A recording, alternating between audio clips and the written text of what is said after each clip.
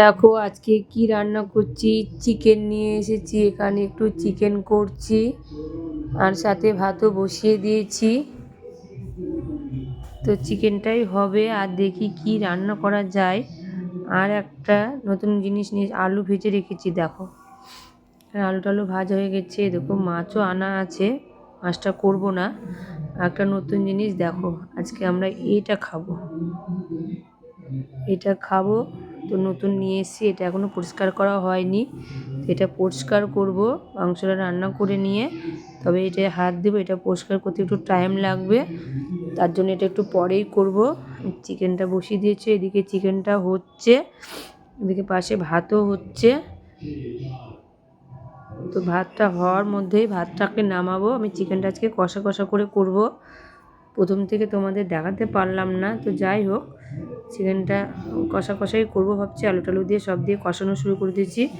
এদিকে ভাতটা নামিয়ে দিয়েছি।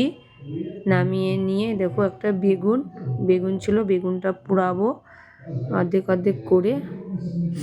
বেগুনটা পোড়াতে দিলাম। ভাত নামানোর পরে আমি বেগুনটা পোড়াতে দিয়ে দিয়েছি। তো চলো, তারপরে বেগুনটা পুড়তে একটু টাইম লাগবে, যেহেতু গ্যাসে একটু বেগুনটা পুড়তে টাইমই লাগে।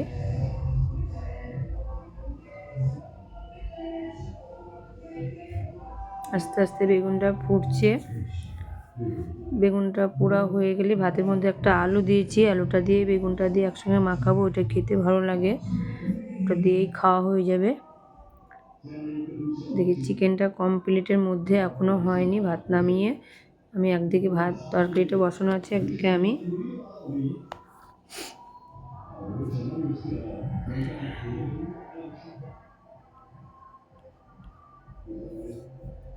তো চলো, আমার এদিকে চিকেন কমপ্লিট কষা কষা। দেখো হালকা ঝোল দিয়েছি, আজকে বেশি ঝোল দিইনি। তো কষা কষা করে রান্না করলাম।